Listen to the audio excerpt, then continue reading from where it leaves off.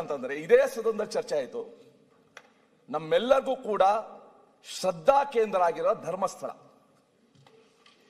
ಧರ್ಮಸ್ಥಳದ ಬಗ್ಗೆ ಕಂಪ್ಲೇಂಟ್ ಆಯ್ತು, ಎಲ್ಲ ಆಯ್ತು. ಇದೇ ಸದನದಲ್ಲಿ ಪರಮೇಶ್ವರ್ ಅವರು ಹೇಳಿದ್ರು, ದಿನೇಶ್ ಗುಂಡೂರಾವ್ ಹೇಳಿದ್ರು, ನಮ್ಮ ದಕ್ಷಿಣ ಕನ್ನಡದ ಪೊಲೀಸ್ ಅವರು ಬಹಳ ಸಶಕ್ತರಾಗಿದ್ದಾರೆ, ಯಾವುದೇ SIT ಬೇಡ ಅಂತ ಹೇಳಿದ್ರು. ಎಲ್ರಿಗೂ ನಮಸ್ತೆ. ನಾನು ನಿಮ್ಮ ಗಿರೀಶ್ ಮಟ್ಟಣ್ಣವರ್. ಒಂದಾನೊಂದು ಕಾಲದಲ್ಲಿ once upon A time Suresh Kumar ಅವರು ಅಂತ ಹೇಳಿದರೆ, ಶಾಸಕ ಸುರೇಶ್ ಕುಮಾರ್ ಅವರು ಅಂತ ಹೇಳಿದರೆ ಬಹಳ ಪ್ರಜ್ಞಾವಂತರು, ಬಹಳ ಯೋಚನೆ ಮಾಡಿ ಮಾತನಾಡ್ತಾರೆ. ಎಲ್ಲೇ ಇರಲಿ, ಅದು ಅಧಿವೇಶನದಲ್ಲಿರಲಿ, ಅಧಿವೇಶನದ ಆಚೆಗೆ ಇರಲಿ, ಸಾಮಾಜಿಕ ಬದ್ಧತೆ ವಿಷಯಗಳ ಬಗ್ಗೆ ಏನಾದರೂ ಇದ್ದರೆ ಸುರೇಶ್ ಕುಮಾರ್ ಅವರು ಯಾವುದೇ ಪೂರ್ವಾಗ್ರಹ ಇಲ್ಲದೆ ಬಹಳ ಅಚ್ಚುಕಟ್ಟಾಗಿ ಅಧ್ಯಯನ ಮಾಡಿ ಮಾತನಾಡುವಂಥ ಶಾಸಕರು ಯಾರು ಅಂತ ಹೇಳಿದರೆ ಅದು ರಾಜಾಜಿನಗರದ, ಬೆಂಗಳೂರಿನ ರಾಜಾಜಿನಗರದ ಶಾಸಕರು, ಮಾಜಿ ಸಚಿವರಾದಂಥ, ಈಗ ಮಾಜಿ ಸಚಿವರು, ಹಿಂದೆ ಅನೇಕ ಹುದ್ದೆಗಳನ್ನು ಕೂಡ ಅವರು ಅನುಭವಿಸಿದ್ದಾರೆ ಬಿಜೆಪಿಯಲ್ಲಿ ಶಾಸಕರಾಗಿ. ಆ ಥರ ಒಂದು ಪ್ರಜ್ಞಾವಂತಿಕೆ ಶಾಸಕರು ಅಂತ ಹೇಳಿದರೆ ಕೆಲವು ಪ್ರಜ್ಞಾವಂತ ಶಾಸಕರಲ್ಲಿ, ಜನಪ್ರತಿನಿಧಿಗಳಲ್ಲಿ ಸುರೇಶ್ ಕುಮಾರ್ ಅವರು ಒಬ್ಬರು ಅಂತ ಒಂದಾನೊಂದು ಕಾಲದಲ್ಲಿ ಆ ಮಾತು ಇತ್ತು, ಪ್ರತೀತಿ ಇತ್ತು. ಈಗ ಯಾಕೆ ಇಲ್ಲ ಅಂತ ಹೇಳಿದರೆ, ಅವರಿಗೆ ಪ್ರಜ್ಞಾವಂತಕರಾದವರು ಪ್ರಜ್ಞಾಶೂನ್ಯರಾಗಿದ್ದಾರೆ ಅಂತ ಹೇಳಿದರೆ, ಈಗ ಜಸ್ಟ್ ಒಂದು 3 ತಿಂಗಳ ಹಿಂದೆನೂ ಕೂಡ ಒಂದು ಅಧಿವೇಶನದಲ್ಲಿ ಭಯಂಕರವಾಗಿ ಮಾತಾಡ್ತಾ ಅವ್ರು ಹೇಳಿದ್ರು, ಮಹೇಶ್ ಶೆಟ್ಟಿ ತಿಮರೋಡಿ ಅವರು ಮುಖ್ಯಮಂತ್ರಿ ಸಿದ್ದರಾಮಯ್ಯನವರಿಗೆ ಈ ರೀತಿ ಬೈತಾ ಇದ್ದಾರೆ, ಸಿದ್ದರಾಮಯ್ಯನವ್ರ ಮೇಲೆ ಕೊಲೆ ಆರೋಪ ಇದೆ, ಅವ್ರನ್ನ ಯಾಕೆ ಬಿಟ್ಟಿದ್ದೀರಿ ಇನ್ನು? ಅಂದ್ರೆ ಅವ್ರು ಕೇಳೋ ರೀತಿ, ಧಾಟಿ ಯಾವ ರೀತಿ ಇತ್ತು ಅಧಿವೇಶನದಲ್ಲಿ ಅಂತ ಹೇಳಿದ್ರೆ, ಮಹೇಶ್ ಶೆಟ್ಟಿ ತಿಮರೋಡಿ ಅವ್ರನ್ನ ಜೀವಂತವಾಗಿ ಯಾಕೆ ಬಿಟ್ಟಿದ್ದೀರಾ ನೀವು ಅನ್ನೋ ರೀತಿಯಲ್ಲಿ ಹೇಳಿಬಿಟ್ರು. ನಾವು ಅದನ್ನು ಲೈವ್ ನೋಡ್ತಾ ಇದ್ವಿ. ಇದೇನು ಗಾಬರಿಯಾಗಿ ಚೆಕ್ ಮಾಡಿ ನೋಡಿದರೆ 3 ವರ್ಷದ ಹಿಂದೆ 2023ರಲ್ಲಿ ಬೆಳತಂಗಡಿಯ ಶಾಸಕರಾದಂತಹ ಮಾನ್ಯ ಶಾಸಕರು ಹರೀಶ್ ಪೂಂಜಾ ಅವರು ಸಿದ್ದರಾಮಯ್ಯನವರಿಗೆ ಟೀಕೆ ಮಾಡಿದ್ದನ್ನ, ಸಿದ್ದರಾಮಯ್ಯನವರ ಮೇಲೆ ಆರೋಪ ಮಾಡಿದ್ದನ್ನ, ಈ ಡಿ ಗ್ಯಾಂಗ್, ನಕಲಿ ದೇವಮಾನವನ ನಕಲಿ ಗ್ಯಾಂಗ್ ಕಟ್ಟು ಪೇಸ್ಟ್ ಎಡಿಟ್ ಮಾಡಿದಂತಹ ವಿಡಿಯೋವನ್ನ ನೋಡಿ, ಮಾರ್ಫ್ಡ್ ವಿಡಿಯೋವನ್ನ ನೋಡಿದಂತಹ ಶಾಸಕ ಸುರೇಶ್ ಕುಮಾರ್ ಅವರಿಗೆ ಮೈಯಲ್ಲಿ ದೇವರು ಬಂದಂಗಾಗಿ, ಅಯ್ಯೋ ಸಿಎಂ ಸಿದ್ದರಾಮಯ್ಯನವರಿಗೆ ಹಿಂಗಾಗ್ತಾ ಇದ್ದಾರೆ, ಜನಸಾಮಾನ್ಯರ ಪರಿಸ್ಥಿತಿ ಏನು ಅಂತೇಳಿ ಒಂದು ಮಾರ್ಫ್ಡ್ ನಕಲಿ ವಿಡಿಯೋ ನೋಡಿ ಮಹೇಶ್ ಶೆಟ್ಟಿ ತಿಮರೋಡಿ ಅವರನ್ನ ಟೀಕೆ ಮಾಡಿ, ಅದು ಯಾರನ್ನ?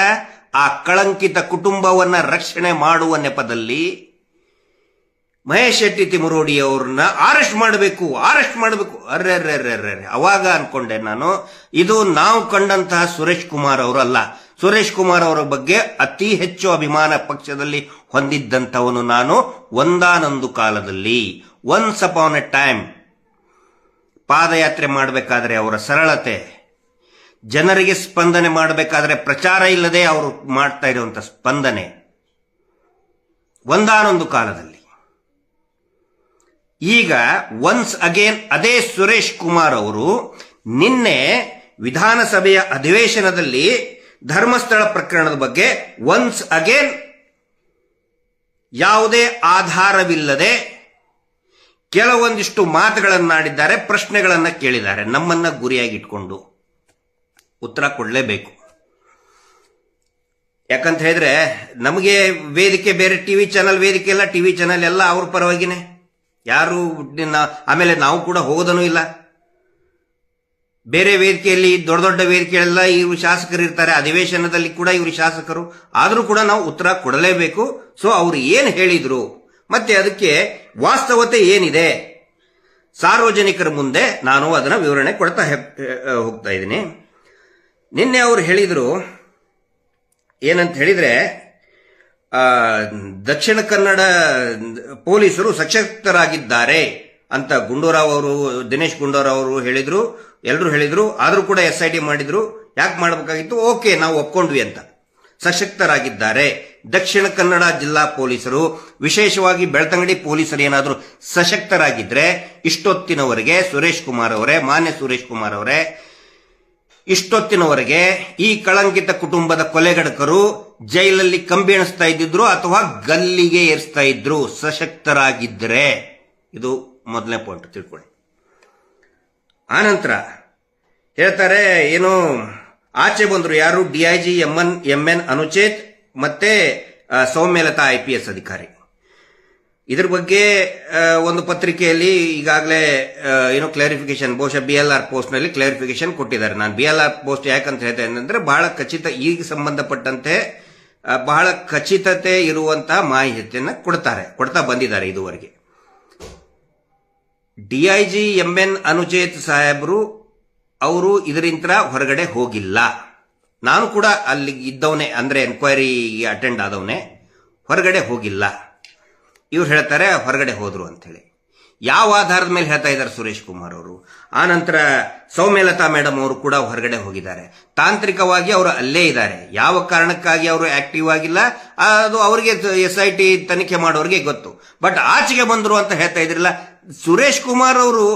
ಈ ಏನೋ ಸುಖ ಸುಮ್ಮನೆ ಬೇರೆ ಆರ್ಡಿನರಿ ಏನೋ ಒಂದು ರೂಮರ್ಸ್ ಗಳ ಮೇಲೆ ಮಾತಾಡೋದಂಗೆ ಯಾರೋ ಹೇಳ್ಕೊಟ್ಟಂಗೆ ಮಾತಾಡೋದಲ್ಲ. ಶಾಸಕರಾದವರು ವರದಿಯನ್ನು ತಗೋಬೇಕು, ಅವ್ರಿಗೆಲ್ಲ ರೈಟ್ಸ್ ಇದೆ ತಗೊಳ್ಳೋದಕ್ಕೆ. ಇದ್ರ ಬಗ್ಗೆ ನಾನು ಜಾಸ್ತಿ ಎಕ್ಸ್ಪ್ಲನೇಷನ್ ಕೊಡಕ್ ಹೋಗೋದಿಲ್ಲ, ಯಾರಿದ್ರು ಇಲ್ಲ ಅಂತಂದೇಳಿ. ಬಟ್ ಮುಖ್ಯವಾಗಿ ಅವ್ರು ಹೇಳೋದು SIT ಸ್ಟೇಟಸ್ ಏನು, ಆ ನಂತರ ಇಂಟರ್ ರಿಪೋರ್ಟ್ ವರದಿ ಎಲ್ಲಿದೆ ಅದನ್ನ ನಾವು ಕೇಳ್ತಾ ಇದ್ದೀವಿ. ನಾನು ಸುರೇಶ್ ಕುಮಾರ್ ಅವರು ಕೇಳಿದಂತ ಎಲ್ಲವನ್ನು ಕೂಡ ನಾನು ತಿರಸ್ಕಾರ ಮಾಡ್ತಾ ಇಲ್ಲ. SIT ವರದಿ ನೋಡಿ, ಸುರೇಶ್ ಕುಮಾರ್ ಅವ್ರಿಗೆ ಗೊತ್ತಿರಲಿ, ಬೆಳತಂಗಡಿಗೆ ಒಂದು ಕಂಪ್ಲೇಂಟ್ ರಿಪೋರ್ಟ್ ಅಂತ ಕೊಟ್ರು. ನಮಗೇನ್ ಹೇಳ್ತಾ ಇದ್ರು, ಫಾರಿನ್ ಫಂಡ್ ಬಂತು ಇವರಿಗೆ, ಲ್ಯಾಬ್ ಇಂತ್ರ ತಗೊಂಡು ಬಂದ್ರು, ಏನು ತಲೆ ಬುರುಡೆಯನ್ನ ಲ್ಯಾಬ್ ಇಂತ್ರ ತಗೊಂಡು ಬಂದ್ರು, ಮ್ಯೂಸಿಯಂ ಇಂತ್ರ ತಗೊಂಡು ಬಂದ್ರು, ಯಾವುದೋ ಸ್ಮಶಾನ ಇಂತ್ರ ತಗೊಂಡು ಬಂದ್ರು ಅಂತ ಹೇಳಿ ಟಿವಿ ಚಾನಲ್ ಸುಳ್ಳು ಸುಳ್ಳು ರಿಪೋರ್ಟ್ ಮಾಡಿದ್ರಲ್ಲ. ಫಾರಿನ್ ಫಂಡ್ ಬರ್ತಾ ಇದೆ, ಇದೇ ಆರ್ ಅಶೋಕ್ ಅವರು. ತಿಮಿಂಗಲ ಇದೆ, ದೊಡ್ಡದ ಷಡ್ಯಂತ್ರ ಇದೆ. ಆ ತಿಮಿಂಗಲು ಏನಾದ್ರೂ ತೋರಿಸ್ಬೇಕಿತ್ತಲ್ಲ ಆ ಸುರೇಶ್ ಕುಮಾರ್ ಅವರೇ. ವರದಿಯನ್ನು ಆಲ್ರೆಡಿ ಕೊಟ್ಟಾಗಿದಾರಲ್ಲ, ಏನು ಕಂಪ್ಲೇಂಟ್ ರಿಪೋರ್ಟ್, ಅದರಲ್ಲಿ ಕಂಪ್ಲೇಂಟ್ ರಿಪೋರ್ಟ್ ಇನ್ನೂ ನ್ಯಾಯಾಲಯಕ್ಕೆ ಸಬ್ಮಿಟ್ ಮಾಡಿದ್ದಾರೆ. ನ್ಯಾಯಾಲಯ ಇದುವರೆಗೂ ಕೂಡ ನಮ್ಮನ್ನು ಯಾರನ್ನು ಕೂಡ ಅಕ್ಯೂಸ್ಡ್ ಮಾಡಿಲ್ಲ, ಇವತ್ತಿನವರೆಗೂ ಕೂಡ ಅಕ್ಯೂಸ್ಡ್ ಮಾಡಿಲ್ಲ. ಸುರೇಶ್ ಕುಮಾರ್ ಅವರೇ, ಗೊತ್ತಿರಲಿ ನಿಮಗೆ.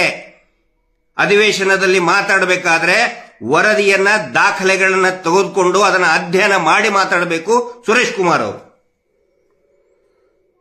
ಆನಂತರ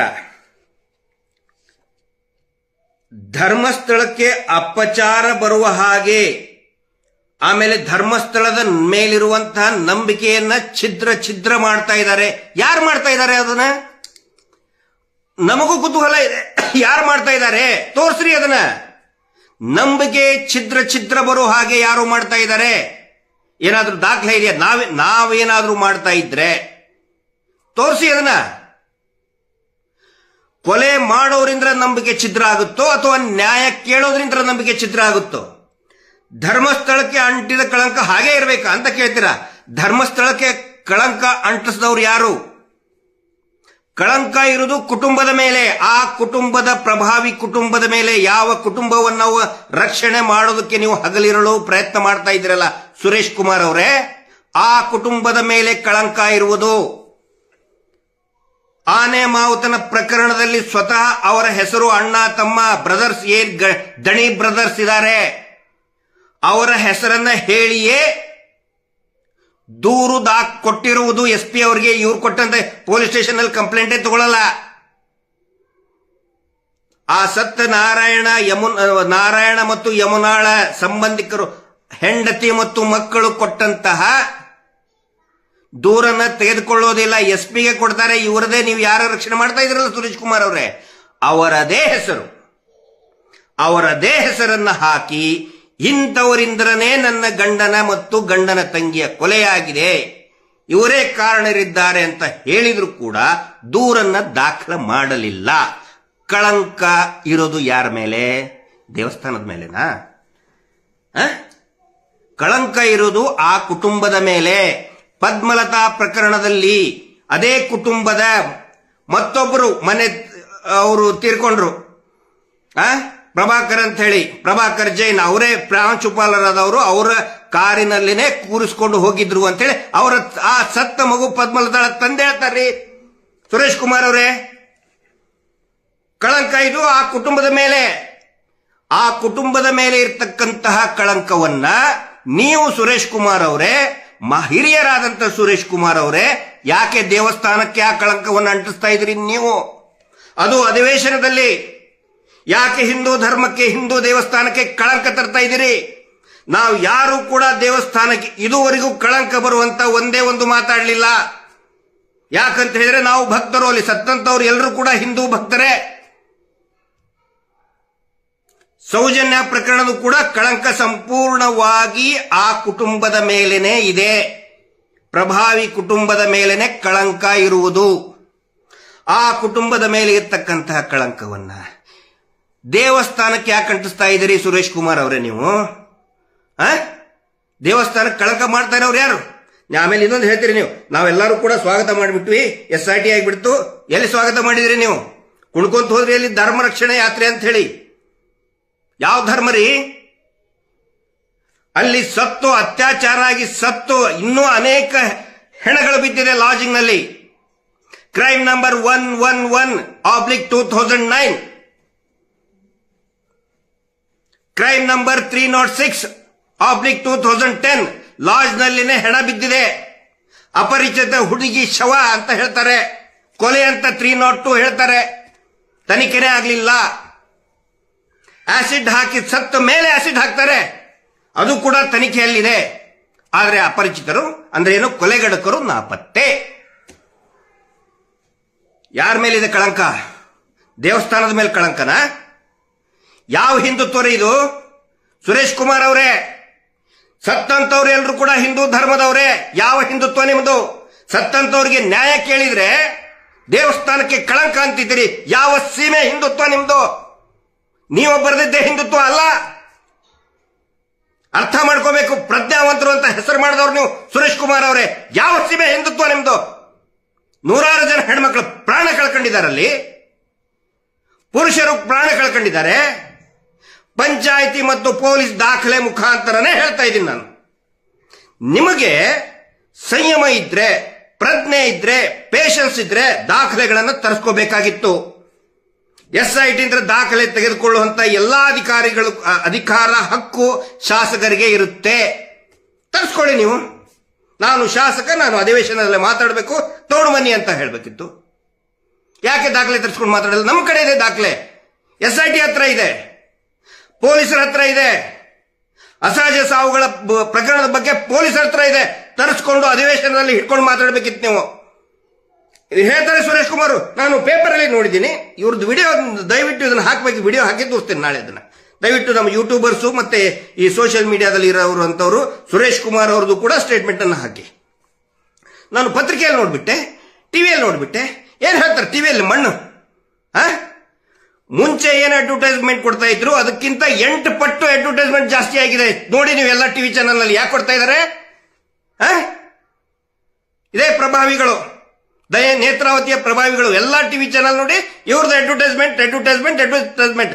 ಆ ಅಡ್ವರ್ಟೈಸ್ಮೆಂಟ್ ಅನ್ನು ನೋಡಿ ಇವ್ರು ಹೇಳ್ತಾ ಇದ್ದಾರೆ ಶಾಸಕರು. ಯಾಕೆ ದಾಖಲೆ ತಗೊಳಕ್ಕಾಗಲ್ಲ ನಿಮಗೆ? You are authorised person to receive any kind of document. ವಿರೋಧ ಪಕ್ಷದವರು ನೀವು, ಅದರಲ್ಲಿನೇ ಒಬ್ಬ ಸೀನಿಯರ್ MLA ನೀವು, ತಗೊಳಕ್ಕಾಗಲ್ವಾ? ಪತ್ರಿಕೆಯಲ್ಲಿ ನೋಡಿದೆ. ಏನ್ ಹೇಳ್ತದೆ ಪತ್ರಿಕೆಯಲ್ಲಿ? ಮಹೇಶ್ ಶೆಟ್ಟಿ ತಿಮ್ಮರು ನಮಗೆ ಒಂದು ನೋಟಿಸ್ ಕೊಟ್ರೆ ಒಂದು 10 ಸಾರಿ ಹೇಳ್ತಾರೆ ಟಿವಿ ಚಾನಲ್ ನಲ್ಲಿ ಬೆಳಗ್ಗಿಂದ ಸಾಯಂಕಾಲ.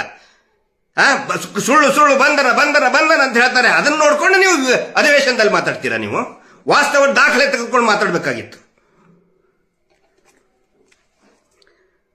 ಅದೇ ಧರ್ಮಸ್ಥಳದ ಮೇಲೆ ಕಳಂಕ ಅನ್ನೋದು ಯಾವನಾದ್ರೂ ಒಬ್ಬನು ಧರ್ಮಸ್ಥಳಕ್ಕೆ ಕಳಂಕ ತಂದಿದ್ರೆ ಆ ಕುಟುಂಬನೇ. ಕೊಲೆ ಮಾಡಿದವರಿಂದ ಕಳಂಕ ಬಂದಿದೆ ಹೊರತು ನೊಂದವರಿಂದ ಕಳಂಕ ಬಂದಿಲ್ಲ. ನ್ಯಾಯ ಕೇಳೋದ್ರಿಂದ ಕಳಂಕ ಬಂದಿಲ್ಲ. ಅದು ಸುರೇಶ್ ಕುಮಾರ್ ಅವರಿಗೆ ಗೊತ್ತಿರಲಿ. ಆನಂತರ ಸುಪ್ರೀಂ ಕೋರ್ಟ್ ಬಗ್ಗೆ ಹೇಳ್ತಾರೆ. ಎಷ್ಟು ದಾರಿ ತಪ್ಪಿಸ್ತಾ ಇದ್ದಾರೆ ಸುರೇಶ್ ಕುಮಾರ್ ಅವರು ಮತ್ತು ಅವರು ಇಡೀ ಈ ಡಿ ಗ್ಯಾಂಗ್, ನಕಲಿ ದೇವ ಮಾನವನ ಗ್ಯಾಂಗ್ ಎಷ್ಟು ನೀಟಾಗಿ ದಾರಿ ತಪ್ಪಿಸ್ತಾ ಇದ್ದಾರೆ ಅಂತ ಹೇಳಿದ್ರೆ ಅದರಲ್ಲಿ ಅವರು ಹೇಳಿದ್ದಾರೆ ದಿಸ್ ಇಸ್ PIL ಪೈಸಾ ವಸೂಲಿ ಲಿಟಿಗೇಷನ್ ಅಂತೇಳಿ. ಯಾವುದೇ PIL ರಿಜೆಕ್ಟ್ ಮಾಡಬೇಕಾದ್ರೆ ಒಂದು ಪ್ರಶ್ನೆ ಮಾಡ್ತಾ ಇದ್ದಾರೆ. ಇದಕ್ಕೂ ಕೂಡ ಪ್ರಶ್ನೆ ಮಾಡಿದ್ದಾರೆ. ಇದು ಏನು ಪಬ್ಲಿಸಿಟಿ ಇಂಟ್ರೆಸ್ಟ್ ಲಿಟಿಗೇಷನ್ ಪೈಸಾ ವಸೂಲಿ ಲಿಟಿಗೇಷನ್ ಲಾಸ್ಟಿಗೆ ಇದನ್ನ ಅದು ಒಂದು ಜನರಲ್ ಆಗಿಬಿಟ್ಟಿದೆ ಈಗ. ಆದರೆ ಅದೇ ಸುಪ್ರೀಂ ಕೋರ್ಟಿನ ಆದೇಶದಲ್ಲಿ ಅಥವಾ ಒಪಿನಿಯನ್ ನಲ್ಲಿ, ಆದೇಶ ಅಲ್ಲ ಒಂದು ಒಪಿನಿಯನ್ ನಲ್ಲಿ ಇದೆ, ನೀವು ಅಲ್ಲಿ ಯಾಕೆ ಸ್ಥಳೀಯ ಪೊಲೀಸ್ ಸ್ಟೇಷನ್ ನಲ್ಲಿ ದೂರು ಕೊಡಲಿಲ್ಲ, ಯಾಕೆ ದೂರು ಕೊಡಲಿಲ್ಲ ಅಂತ ಪ್ರಶ್ನೆ ಮಾಡಿದ್ದಾರೆ. ನ್ಯಾಯಾಲಯಕ್ಕೆ ಅಲ್ಲಿ ಸ್ಥಳೀಯ ನ್ಯಾಯಾಲಯಕ್ಕೆ ಯಾಕೆ ಅವನನ್ನು ಒಪ್ಪಿಸಲಿಲ್ಲ ಅಂದ್ರೆ ಏನೋ 164 ಸ್ಟೇಟ್ಮೆಂಟ್ ಯಾಕೆ ಕೊಡಲಿಲ್ಲ ಅಂದ್ರೆ ಈಗ 183 BNSS ನಲ್ಲಿ ಯಾಕೆ ಕೊಡಲಿಲ್ಲ, ಆನಂತರ ವಿಟ್ನೆಸ್ ಪ್ರೊಟೆಕ್ಷನ್ ಯಾಕೆ ತಗೊಂಡಿಲ್ಲ ಆ ವ್ಯಕ್ತಿಗೆ ಅಂತೇಳಿ ಇದೇ ಸುಪ್ರೀಂ ಕೋರ್ಟ್ ನೀವು ಯಾವ್ದನ್ನ ಹಿಡ್ಕೊಂಡು ಹೇಳ್ತಾ ಇದ್ರಲ್ಲ ನೀವು ಪೈಸಾ ವಸೂಲ್ ಇಂಟ್ರೆಸ್ಟ್ ಲಿಟಿಗೇಷನ್ ಅಂತ ಹೇಳಿ, ಅದೇ ವರದಿ ಸುಪ್ರೀಂ ಕೋರ್ಟಿನ ಒಪಿನಿಯನ್ ನಲ್ಲಿ ಇದೆ. ನೀವು ವಿಟ್ನೆಸ್ ಪ್ರೊಟೆಕ್ಷನ್ ಅನ್ನ ತಗೋಬೇಕು ಅಂತ ಹೇಳಿ ಅದೇ ಸುಪ್ರೀಂ ಕೋರ್ಟ್ ಅದೇ ಆದೇಶದಲ್ಲಿ ಹೇಳಿದಿರಿ. ಯಾಕೆ ಅದನ್ನ ಯಾಕೆ ಹೇಳಕ್ಕಾಗ್ತಾ ಇಲ್ಲ ನಿಮಗೆ? ಅದರ ಸಲುವಾಗಿನೇ ಇಲ್ಲಿ ಬಂದು ವಿಟ್ನೆಸ್ ಪ್ರೊಟೆಕ್ಷನ್ ಆಕ್ಟ್ ಪ್ರಕಾರ ಅವನಿಗೆ ರಕ್ಷಣೆಯನ್ನು ಕೊಡಿಸಿದ್ದು, ಪೊಲೀಸ್ ಸ್ಟೇಷನ್ ಅಲ್ಲಿ ದೂರು ದಾಖಲೆ ಮಾಡಿದ್ದು. ಅಂದ್ರೆ ನ್ಯಾಯಾಲಯ ಪರಿಶೀಲನೆ ಮಾಡಿನೇ ದೂರು ದಾಖಲೆ ಮಾಡಿದೆ, ಪೊಲೀಸ್ ಸ್ಟೇಷನ್ ಮಾಡಲಿಲ್ಲ. ಬೆಳ್ತಂಗಡಿ ಪೊಲೀಸ್ ಸ್ಟೇಷನ್ ಡೈರೆಕ್ಟ್ ಆಗಿ FIR ಮಾಡಲಿಲ್ಲ, NCR ಮಾಡಿದ್ದು. ಸುರೇಶ್ ಕುಮಾರ್ ಅವರೇ ಸ್ಟಡಿ ಮಾಡಿ ಅರ್ಥ ಮಾಡ್ಕೊಳ್ಳಿ. You are a law LLB ಮಾಡಿದಂತ LLB ಗ್ರಾಜುಯೇಟ್, ನೀವು ಕಾನೂನನ್ನು ಓದಿದಂತ ಶಾಸಕರು, ಕೆಲವು ಶಾಸಕರಲ್ಲಿ ನೀವು ಒಬ್ರು ಕಾನೂನು ಓದಿದವರಲ್ಲಿ. ಡೈರೆಕ್ಟ್ ಆಗಿ FIR ಮಾಡಲಿಲ್ಲ ಪೊಲೀಸರು. Based on the advice of opinion of JMFC Belthangady, ಅದರ ಆಧಾರದ ಮೇಲೆನೆ FIR ಮಾಡಿದ್ದು. ಯಾಕಂತ ಹೇಳಿದ್ರೆ ಅದರಲ್ಲಿ ಕಂಟೆಂಟ್ ಆ ತರ ಇತ್ತು, ಅದರ ಸಲುವಾಗಿ FIR ಮಾಡಿದ್ದು. ನ್ಯಾಯಾಲಯದ ನಿರ್ದೇಶನದ ಮೇಲೆ FIR ಮಾಡಿದ್ದು ರೀ.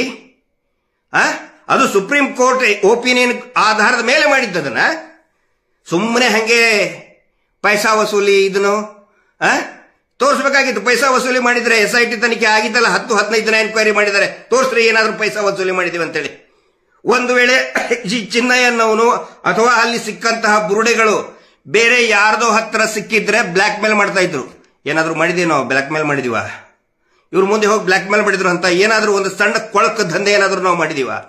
ಪ್ರಾಮಾಣಿಕವಾಗಿ ಸುರೇಶ್ ಕುಮಾರ್ ಅವರೇ ನಾನು ಹೇಳ್ತಾ ಇದ್ದೇನೆ ಕೇಳಿ, ನೀವು ಕೂಡ ಒಬ್ಬ LLB ಲಾ ಪ್ರಾಕ್ಟೀಸ್ ಮಾಡಿದವರು.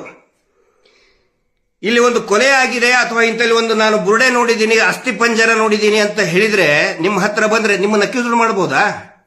ಅದನ್ನೇ ಮಾಡಕ್ ಹೊರಟಿದ್ದೀವ್ರು. ಈಗ ಒಬ್ಬ ಕ್ಲೈಂಟ್ ನಿಮ್ಮ ಹತ್ರ, ಒಬ್ಬ ಕ್ಲೈಂಟ್ನ ಬರ್ತಾರೆ, ನಾನು ನೋಡಿದ್ದೀನಿ, ಅದನ್ನ ತನಿಖೆಗೆ ಒಳಪಡಿಸಿ ಅಂತ. ಅವಾಗ ನೀವೇನ್ ಮಾಡ್ತೀರಾ? ಕೋರ್ಟಿಗೆ ಹೋಗ್ತೀರಾ ಅಥವಾ ಪೊಲೀಸ್ ಸ್ಟೇಷನ್ ಹೋಗ್ತೀರಾ? ನೀವು ಕೋರ್ಟಿಗೆ ಹೋದ್ರೆ ನಿಮ್ಮನ್ನೇ ಆರೋಪಿ ಮಾಡಬಹುದಾ?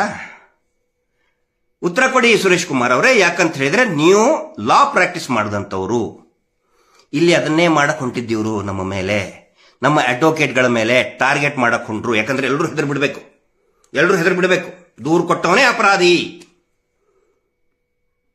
ಆ ನಂತರ ನೀವೇ ಹೇಳ್ತೀರಲ್ಲ ಸುರೇಶ್ ಕುಮಾರ್ ಅವರೇ, ಹೈಕೋರ್ಟ್ ಹೇಳ್ತು, though the high court told to continue investigation, all roaming freely and talking to social media, no accused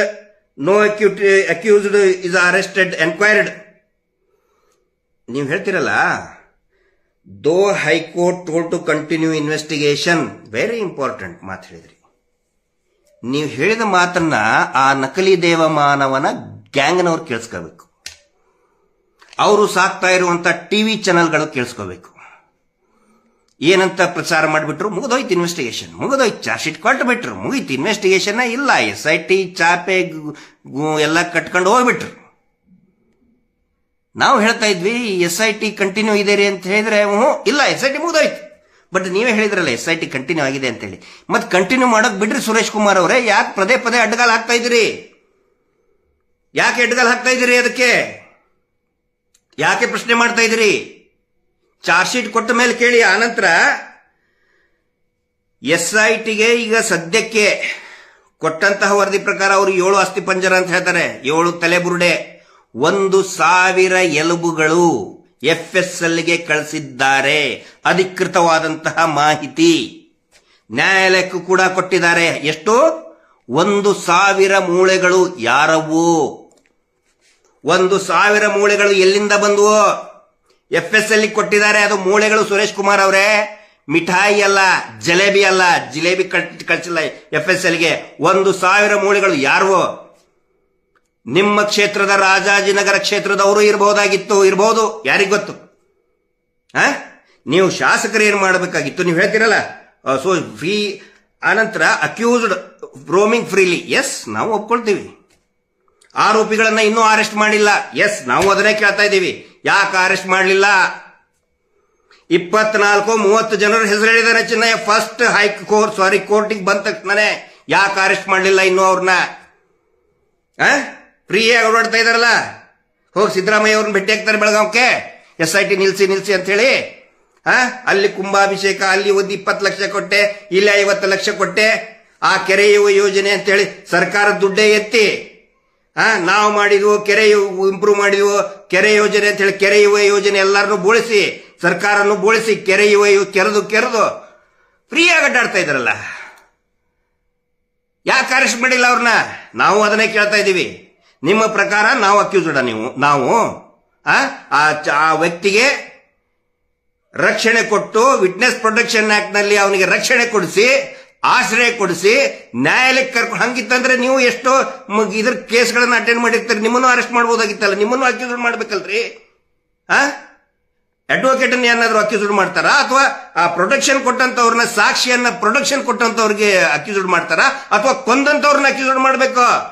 1000 ಮೂಳೆ ಇದೆ ರೀ ಅಲ್ಲಿ. ಅಧಿಕೃತವಾದಂತಹ ಮಾಹಿತಿ ಇದು. more than 1000 bones. Suresh Kumar ಅವರೇ, ಅದನ್ನ ಕೇಳಬೇಕು ಅಲ್ಲ. ಆಮೇಲೆ ಟಾಕಿಂಗ್ ಟು ಸೋಷಿಯಲ್ ಮೀಡಿಯಾ. ಈಗ ನಾನು ಮಾತಾಡ್ತಾ ಇದ್ದೇನಲ್ಲ, ನನಗನ್ಸಿದ್ ನೀವು ನಮ್ಮನ್ನೇ ವಿಶೇಷವಾಗಿ ನನ್ನನ್ನೇ ಗುರಿಯಾಗಿ ಇಟ್ಕೊಂಡು ಮಾತಾಡಿರ್ತೀರಾ. ಅಕ್ಯೂಸ್ಡ್ ಯಾಕೆ ಅರೆಸ್ಟ್ ಮಾಡಿಲ್ಲ ಅಂತ ಹೇಳಿದ್ರೆ ಓಕೆ, ಮೇ ಬಿ ಒಂದು ಒಳ್ಳೆ ಗುಣ ಬಹುಶಃ ಏನಾದ್ರೂ ಬಂದ್ಗಿಂದಿದೆಯನ್ನ ಬಯಲ್ಲಿ. ಅದು ಅಕ್ಯೂಸ್ಡ್ ಅಂದ್ರೆ ಯಾರು ಅಕ್ಯೂಸ್ಡ್? ಸೋಷಿಯಲ್ ಮೀಡಿಯಾದಲ್ಲಿ ಮಾತಾಡ್ತಾ ಇದ್ದಾರೆ. ಯಾಕೆ ಮಾತಾಡ್ತಿದೀವಿ ನಾವು ಸೋಷಿಯಲ್ ಮೀಡಿಯಾದಲ್ಲಿ ಅಂತ ಹೇಳಿದ್ರೆ, ನಿಮ್ಮಂತಹ ಶಾಸಕರು ಪ್ರಭಾವಿಗಳ ಪರವಾಗಿ ಮಾತಾಡ್ತಾ ಇದ್ದಾರಲ್ಲ ಅಧಿವೇಶನದಲ್ಲಿ ಅಥವಾ ಸಭೆಗಳಲ್ಲಿ, ನಿಮ್ಮ ಮೇಲೆ ನಂಬಿಕೆ ಜನರು ಆರಿಸಿದ್ದು ನಿಮ್ಮನ್ನ. ಆ ಪ್ರಭಾವಿ ಆರಿಸಿದ್ದಲ್ಲ, ಆ ಪ್ರಭಾವಿ ನಿಮ್ಮನ್ನ MLA ಮಾಡಿದ್ದಲ್ಲ, ಜನಸಾಮಾನ್ಯರು ನಿಮ್ಮನ್ನ ಆಯ್ಕೆ ಮಾಡಿದ್ದು. ಯಾವ ಶಾಸಕರನ್ನ ಜನಸಾಮಾನ್ಯರು ನಮ್ಮ ಧ್ವನಿಯನ್ನ ಎತ್ತಿ ಹಿಡಿತಾರೆ ಅಂತ ನಂಬಿಕೆ ಇಟ್ಕೊಂಡು ಮತ ಹಾಕಿ ವಿಧಾನಸಭೆಗೆ ಕಳಿಸಿದ ಮೇಲೆ ನಿಮ್ಮಂಥವರು ಪ್ರಭಾವಿಗಳನ್ನ ರಕ್ಷಣೆ ಮಾಡೋದಕ್ಕೆ ಮಾತಾಡ್ತಿರಲ್ಲ. ಹೀಗಾಗಿ ನಮ್ಮಂಥವ್ರು ಸಾಮಾನ್ಯರು ಮಾತಾಡಬೇಕಾಗುತ್ತೆ. ಅದರ ಸಲುವಾಗಿ ನಾವು ಮಾತಾಡ್ತಾ ಇದ್ದೀವಿ. ನಮಗೇನು ತೆವಲಿಲ್ಲ ಸುರೇಶ್ ಕುಮಾರ್ ಅವರೇ ಮಾತಾಡಬೇಕು ಅಂತ ಹೇಳಿ. ನೀವು ಒಂದು ವೇಳೆ ಕೊಂದವರ ಪರವಾಗಿ ಮಾತಾಡಿದ್ರೆ ನೀವೇನ್ ಮಾಡ್ಬೇಕಾಗಿತ್ತು ಗೊತ್ತಾ? ಕಳಂಕ, ಧರ್ಮಸ್ಥಳಕ್ಕೆ ಕಳಂಕ ಹಂಗೆ ಅಟ್ಕೋಬೇಕಾ ಅಂತ ಕೇಳ್ತಿರಲ್ಲ. ಆ ಪುತ್ತೂರಿನಲ್ಲಿ ಬಿಜೆಪಿಯದೇ ಅಧ್ಯಕ್ಷನ ಮಗ ಪಾಪ ಒಂದು ಹುಡುಗಿಯನ್ನ ಬಸರು ಮಾಡಿ ಗರ್ಭಿಣಿ ಮಾಡಿ ಪಾಪ ಅದು ಮದುವೆ ಆಗಿ ಅಂತ ಗೋಗರ್ದ್ರು ಕೂಡ, ಪಂಚಾಯತಿಯಾಗಿ ಎಲ್ಲರೂ ಮದುವೆ ಮಾಡ್ರಿ ಅಂತ ಕೇಳಿದ್ರು ಕೂಡ ಆ ಹೆಣ್ಣು ಮಗು ಮದುವೆ ಆಗ್ಲಾರ್ದನೆ, ತಂದೆ ಇಲ್ಲದನೇ ಜನ್ಮ ಕೊಡ್ತಲ್ರಿ ಆ ಹೆಣ್ಮಗಳು. ಆ ಹೆಣ್ಮಗಳು ಇನ್ನೂ ಕಳಂಕ ಇಟ್ಕೊಂಡು ಅಡ್ಡಾಡ್ಬೇಕಾ ಅಂತ ಕೇಳಬೇಕಾಗಿತ್ತು. ನೀವು ಕೇಳಲ್ಲ. ಹೇಳೋದಕ್ಕೆ ಹಿಂದೂ ನಾಯಕರು ಅಂತ ಹೇಳ್ಕತ್ತೀರಿ ನೀವು. ಹಿಂದೂ ನಾಯಕರು ಅಂತ ಬೊಗಳೆ ಬಿಡೋರು ಯಾವನು ಮಾತಾಡ್ತಾ ಇಲ್ಲ ಆ ವಿಷಯದ ಬಗ್ಗೆ. ಸತ್ತಂತವ್ರು ಎಲ್ಲರೂ ಕೂಡ ಹಿಂದೂ ಹೆಣ್ಮಕ್ಕಳಲ್ಲೇ, ನೀವು ಯಾರು ಮಾತಾಡ್ತಾ ಇಲ್ಲ. ಅದರ ಸಲುವಾಗಿ ಸೋಷಿಯಲ್ ಮೀಡಿಯಾದಲ್ಲಿ ಮಾತಾಡ್ತಾ ಇದ್ದೀವಿ. ಸುರೇಶ್ ಕುಮಾರ್ ಅವರೇ, ಯಾಕೆ ಜನ್ಜಿ ಇವತ್ತು ಉಗ್ರವಾಗಿದ್ದಾರೆ? ಕಂಡಲ್ಲಿ ಜಗತ್ತಿನ ಬೇರೆ ಬೇರೆ ಭಾಗಗಳಲ್ಲಿ ಜನ್ಜಿ ಜನರೇಷನ್ ಎದ್ದು ನಿಂತಿದೆ ಅಂತ ಹೇಳಿದ್ರೆ, ಯಾರು ಜನಸಾಮಾನ್ಯರ ಪರವಾಗಿ ಮಾತಾಡಬೇಕು, ಯಾರು ಅಸಹಾಯಕರ ಪರವಾಗಿ ಧ್ವನಿಯಾಗಬೇಕು, ಅವರೆಲ್ಲ ಕರಪ್ಟ್ ಆಗಿದಾರಲ್ಲ, ಅವರೆಲ್ಲ ಏನು ಪ್ರಭಾವಿಗಳ ಪರವಾಗಿನೇ ಮಾತಾಡ್ತಾ ಇದ್ದಾರೆ. ಅದರ ಸಲುವಾಗಿ ಇವತ್ತು ಜನ್ಜಿ ಜನರೇಷನ್ ಎದ್ದು ನಿಂತಾ ಇದೆ. ನೀವು ಜನ್ಜಿ ಜನರೇಷನ್ಗೆ ಪ್ರವೋಕ್ ಮಾಡ್ತಾ ಇದ್ದೀರಾ ಸುರೇಶ್ ಕುಮಾರ್ ಅವರೇ. ನೀವು ನಿಜವಾಗ್ಲೂ ನಿಮಗೆ ಮಾನವೀಯತೆ ಇದ್ರೆ, ಕಾಳಜಿ ಇದ್ರೆ, ಅಲ್ಲಿ ಸತ್ತಂತಹ 100 ಹೆಣ್ಣು ಮಕ್ಕಳ ಬಗ್ಗೆ, ಮೀಟರ್ ಬಡ್ಡಿ ದಂಧೆಯಿಂದ ಸಾಯ್ತಾ ಇರುವಂತ, ಪ್ರತಿನಿತ್ಯ ಸಾಯ್ತಾ ಇರುವಂತ ಇದೇ ಧರ್ಮಸ್ಥಳ ಸಂಘದಿಂದ ಮೀಟರ್ ಬಡ್ಡಿ ದಂಧೆಯಿಂದ ಪ್ರತಿದಿನ, ಮೊನ್ನೆ ಒಂದು ವಾರ ಬೈಲ್ ಹೊಂಗಲದಲ್ಲಿ ಗೋಡೆ ಮೇಲೆ ವಯಸ್ಸಾದಂತ ಹೆಣ್ಮಗಳು ಇವರದೇ ಕಿರುಕುಳ ತಾಳಲಾರದೆ ನೀವು ಯಾರ ರಕ್ಷಣೆ ಮಾಡ್ತಾ ಇದ್ದೀರಲ್ಲ ಅವರದೇ ಕಿರುಕುಳ ತಾಳಲಾರದನೆ ಗೋಡೆ ಮೇಲೆ ಡೆತ್ ನೋಟಲ್ಲಿ ಚೀಟಿಯಲ್ಲ ಅಲ್ಲಲ್ಲ ಗೋಡೆ ಮೇಲೆ ಬರಹ ಬರೆದು ಸಾವಿಗೆ ಶರಣಾಗಿದ್ದಾಳೆ ಹೆಣ್ಮಕ್ಕಳು. ಊರೇ ಬಿಟ್ಟು ಹೋಗಿದ್ದಾರೆ. ನೊಂದಂತವ್ರ ಪರವಾಗಿ ಮಾತಾಡ್ಬೇಕು ಸುರೇಶ್ ಕುಮಾರ್, ನೊಂದಂತವ್ರ ಪರವಾಗಿ ಮಾತಾಡ್ಬೇಕು. ಕೊಂದಂತವ್ರ ಪರವಾಗಿ ನೀವು ಮಾತಾಡ್ತಿರಲ್ಲ, ಅದ್ರ ಸಲುವಾಗಿ ಸೋಷಿಯಲ್ ಮೀಡಿಯಾದಲ್ಲಿ ನಮ್ಮಂತವ್ರು ಸಾಮಾನ್ಯರು ಮಾತಾಡ್ತೀವಿ ನಾವು. ನಿಮಗೇನು ಚುಚ್ಚುತ್ತೈತೆ ಕಚ್ಚಾ ಕಚ್ಚಾ ಕಚ್ಚಾ ನಿಮ್ಗೇನು ಚುಚ್ಚುತ್ತೈತೆ ನಾವು ಮಾತಾಡಿದ್ರೆ? ನೀವು ಮಾತಾಡಿದ್ರೆ ನಾವ್ಯಾಕೆ ಮಾತಾಡ್ಬೇಕಾಯ್ತು ಸೋಷಿಯಲ್ ಮೀಡಿಯಾದಲ್ಲಿ? ನೀವು ಅಧಿವೇಶನದಲ್ಲಿ ನಿಂತ್ಕೊಂಡು ಕೊಂದವರಿಗೆ ಶಿಕ್ಷೆ ಆಗಲಿ ಅಂತ ಹೇಳಿ ಒಂದು ಮಾತು ಕೇಳಕ್ ಒಂದು ಮಾತು ಬರಲಿಲ್ಲ ನಿಮ್ಗೆ ಇದುವರೆಗೂ ಕೂಡ. ಆನೆ ಮಾವತನ ಕೊಲೆಯಾಗಿ ಡಬಲ್ ಮರ್ಡರ್ ಆಗಿ ಅದು ಕೂಡ 13 ವರ್ಷ ಆಯ್ತು, ಒಂದು ಮಾತು ಬರಲಿಲ್ಲ. ಸೌಜನ್ಯ ಕೊಲೆಯಾಗಿ 13 ವರ್ಷ ಆಯ್ತು. ಸುರೇಶ್ ಕುಮಾರ್ ಅವರೇ, ನಿಮ್ಮ ಕ್ಷೇತ್ರದಲ್ಲಿ ಒಕ್ಕಲಿಗರಿಲ್ವಾ? ವೇದವಲ್ಲಿ ಲಿಂಗಾಯತರು ನಿಮ್ಮ ಕ್ಷೇತ್ರದಲ್ಲಿ ಲಿಂಗಾಯತರು ಇಲ್ವಾ? ಸಾಫಲ್ಯ ಲಿಂಗಾಯತರು ಇಲ್ವಾ ನಿಮ್ಮ ಕ್ಷೇತ್ರದಲ್ಲಿ? ಲಿಂಗಾಯತರು ಇಲ್ವಾ? ಪದ್ಮಲದ ಬ್ಯಾಕ್ವರ್ಡ್ ಕ್ಲಾಸ್ನವರು ನಿಮ್ಮ ಕ್ಷೇತ್ರದಲ್ಲಿ ಬ್ಯಾಕ್ವರ್ಡ್ ಇಲ್ವಾ? ಬೇರೆಯವರು ಯಾರ್ದು ಬೇಕಿಲ್ವಾ? ಧರ್ಮಸ್ಥಳದಲ್ಲಿ ಇನ್ನೂ ಒಂದು ಹೆಜ್ಜೆ ಮುಂದೆ ಹೋಗಿ ಹೇಳ್ತೇನೆ, ಮುಂಚೆ ಇದ್ದಿದ್ದೆಲ್ಲ ಬ್ರಾಹ್ಮಣರೇ, ಸ್ಥಾನಿಕ ಬ್ರಾಹ್ಮಣರಿಗೆ ಇತಿಹಾಸ ನೋಡಿ, ನೀವು ಇತಿಹಾಸ ಓದಿ. ನೀವು ಬ್ರಾಹ್ಮಣರನ್ನೇ ಕೊಂದು ಓಡಿಸಿದವರು. ಕೃಷ್ಣ ಭಟ್ರದ ಕಥೆ ಇದೆ ನೋಡಿ, ಕೇಳಿ. ಕೃಷ್ಣ ಭಟ್ರನ್ನ ಹೆಂಗ ಕೊಂದ್ರು ಇವರು, ವಿಷ ಕೊಟ್ಟು ಹೆಂಗ್ ತಂದ್ರು ಅಂತೇಳಿ. ನೀವು ಬ್ರಾಹ್ಮಣರಲ್ವಾ? ನಿಮಗೆ ನ್ಯಾಯ ಬೇಕಾಗಿಲ್ವಾ? ನಾ ಜಾತಿ ಯಾಕೆ ತರ್ತಾ ಇದ್ದೀನಿ ಅಂತ ಹೇಳಿದ್ರೆ, ರಾಜಕೀಯ ಕ್ಷೇತ್ರ MLA ಅಂತ ಹೇಳಿದ್ರೆ ಚುನಾವಣೆಯಲ್ಲಿ ಜಾತಿಯನ್ನ ಇಟ್ಕೊಂಡೇ ನೀವು ಲೆಕ್ಕಾಚಾರ ಹಾಕೋದು, ಚುನಾವಣೆ ಮಾಡೋದು. ಅದರ ಸಲುವಾಗಿ ನಾನು ಕೇಳ್ತಾ ಇದ್ದೀನಿ, ಯಾಕೆ ಒಕ್ಕಲಿಗರು ಓಟ್ ಬೇಡ ಸುರೇಶ್ ಕುಮಾರ್ ಅವರೇ? ನಿಮಗೇನಾದ್ರೂ ಪ್ರಜ್ಞೆ ಇದ್ರೆ ನೀವು ಹೇಳಬೇಕಾಗಿತ್ತು, ಧರ್ಮಸ್ಥಳದಲ್ಲಿ ಇಷ್ಟು ಜನ ಕಾಣೆಯಾಗಿದ್ದಾರೆ, ಇಷ್ಟು ಅಪರಿಚಿತ ತಲೆಬುರುಡೆಗಳು ಸಿಕ್ಕಿದೆ. ನಮ್ಮ ಕ್ಷೇತ್ರದಲ್ಲಿ ಯಾರಾದರೂ ಕಾಣೆಯಾಗಿದ್ದಲ್ಲಿ, ರಾಜಾಜಿನಗರದಲ್ಲಿ ಕಾಣೆಯಾಗಿದ್ದಲ್ಲಿ ದಯವಿಟ್ಟು ನನಗೆ ಬಂದು ಮಾಹಿತಿ ಕೊಡಿ, ನಾನು SITಗೆ ಹೇಳಿ ತನಿಖೆ ಮಾಡ್ತೀನಿ ಅಂತ ಹೇಳಿದ್ರೆ ಅವಾಗ ಶಾಬಾಷ್ ಸುರೇಶ್ ಕುಮಾರ್ ವೆರಿ ಗುಡ್ ಅಂತ ಎಲ್ಲರೂ ಹೆಮ್ಮೆಯಿಂದ ಹೇಳ್ತಾ ಇದ್ರು ನಿಮಗೆ. ಅದು ಬಿಟ್ಟು ಆ ಕೊಲೆಗಡಕರನ್ನ, ಆ ಮೀಟರ್ ಬಡ್ಡಿ ದಂಧೆ ಮಾಡೋರ ಪರವಾಗಿ ನಿಂತ್ಕೊಂಡು ಮಾತಾಡ್ತಿರಲ್ಲ, ನಿಮಗೆ ಯಾವ ಸೀಮೆ ಹಿಂದುತ್ವ ರೀ ನಿಮ್ದು? ಯಾವ ಸೀಮೆ ಲೀಡರ್ ನೀವು? ಶೇಮ್. ಗಡಿಪಾರು ಆಗಿ ಆ ವ್ಯಕ್ತಿ, ಆದಂತ ವ್ಯಕ್ತಿ ಚಳ್ಳೆ ಹಣ್ಣು ತಿನ್ನಿಸ್ತಾ ಇದ್ದಾನೆ ಪೊಲೀಸರಿಗೆ. ಇವತ್ತು 11 ಗಂಟೆ 12 ಗಂಟೆಗೆ ಅವರಿಗೆ 2ನೇ ಸಾರಿ ಹೈಕೋರ್ಟಲ್ಲಿ ರಿಲೀಫ್ ಸಿಕ್ಕಿದೆ. ಯಾರಿಗೆ? ಆ ವ್ಯಕ್ತಿ ಅಂತ ಹೇಳಿದ್ರಲ್ಲ, ಯಾಕೆ ನಾಚಿಕೆನ ಹೆಸರು ತಗೊಳಕ್ಕೆ? ಮಹೇಶ್ ಶೆಟ್ಟಿ ತಿಮರೋಡಿ, ಹಿಂದುತ್ವದ ನಾಯಕ, ನೈಜ ನಾಯಕ.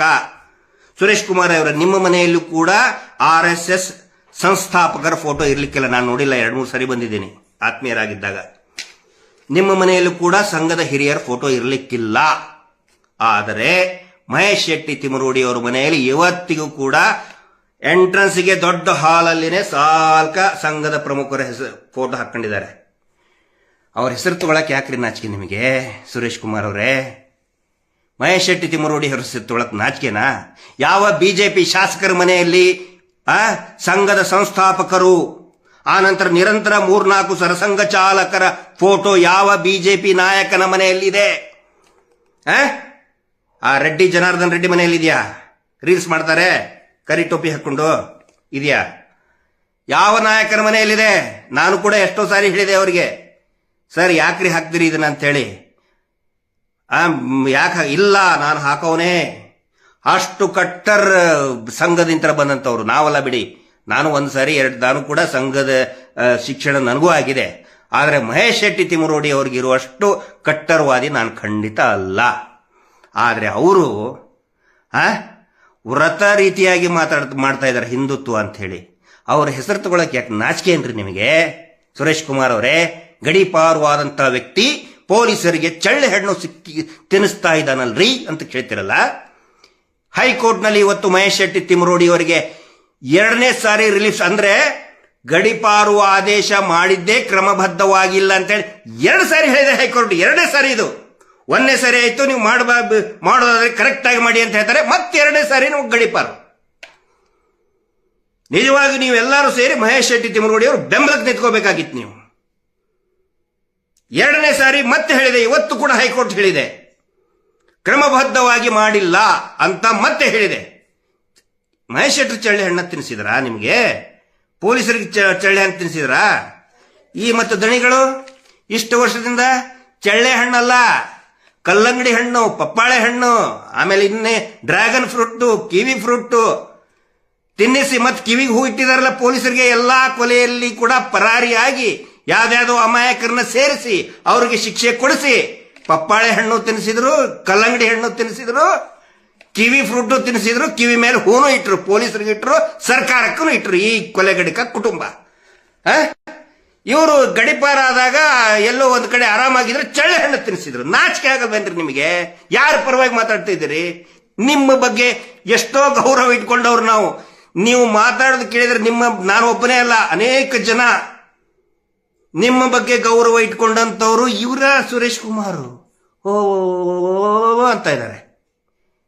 ಯಾಕೆ ಹಿಂಗಾದ್ರಿ? ಅಂದ್ರೆ ಈ ಏನು ಬಡ್ಡಿ ದಂಧೆಯಲ್ಲಿ ನಿಮ್ದೇನಾದ್ರೂ ಪಾತ್ರ, ನಿಮ್ದೇನಾದ್ರೂ ಪ್ರಸಾದ ಇದೆಯಾ ಅಲ್ಲಿ?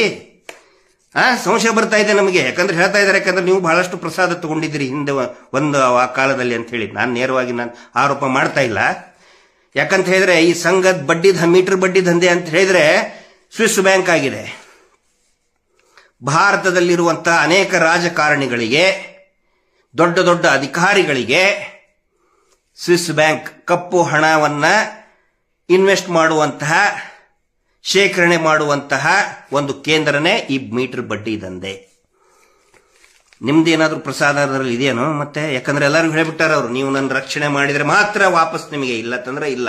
ಮುಳುಗ್ತು, ನನ್ನ ಹಡಗ ಮುಳುಗ್ತಂದ್ರೆ ನೀವು ಮುಳುಗಿದ್ರಿ ಅಂತೇಳಿ ಆ ಸಂಶಯ ನಮಗೂ ಬರ್ತಾ ಇದೆ. ವಿಚಾರ ಮಾಡಿ ಮಾತಾಡಿ. ಲಕ್ಷಾಂತರ ಜನ, ಸುರೇಶ್ ಕುಮಾರ್ ಅವರು ಇರ್ಬೋದು ಅಥವಾ ಇನ್ನು ಯಾವುದೇ ಶಾಸಕರು ಇರ್ಬೋದು, ಯಾವುದೇ ಜನಪ್ರತಿನಿಧಿಗಳಿರ್ಬೋದು, ಮಾತಾಡಬೇಕಾದ್ರೆ ಯೋಚನೆ ಮಾಡಿ ಮಾತಾಡಿ.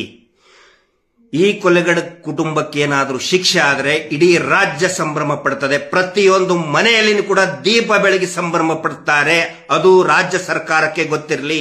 ಇವ್ರು ಏನ್ ಮಾಡ್ತಾ ಇದ್ದಾರೆ ಗೊತ್ತಾ? ಈಗ ಇಂಥ ಸುರೇಶ್ ಕುಮಾರ್ ಅವರು ಆಮೇಲೆ ಇನ್ನೊಂದಿಷ್ಟು ಲೀಡರ್ಗಳನ್ನ ಇಟ್ಕೊಂಡು ಸೆನ್ಸಿಟೈಸ್ ಮಾಡಿ ಏನೋ ಧರ್ಮಸ್ಥಳಕ್ಕೆ SIT ತನಿಖೆ ಮಾಡಿದ್ರೇ ಧರ್ಮಸ್ಥಳಕ್ಕೆ ಅಪಚಾರ, ಕೊಲೆಗಡಕರನ್ನ ಹಿಡಿದ್ರೆ ಧರ್ಮಸ್ಥಳಕ್ಕೆ ಕಳಂಕ ಅನ್ನುವಂತಹ ಒಂದು ಮಾನಸಿಕತೆಯನ್ನ ಮಾರಾಟ ಮಾಡ್ತಾ ಇದ್ದಾರೆ, ಜನರಿಗೆ ಅಂಟಿಸ್ತಾ ಇದ್ದಾರೆ.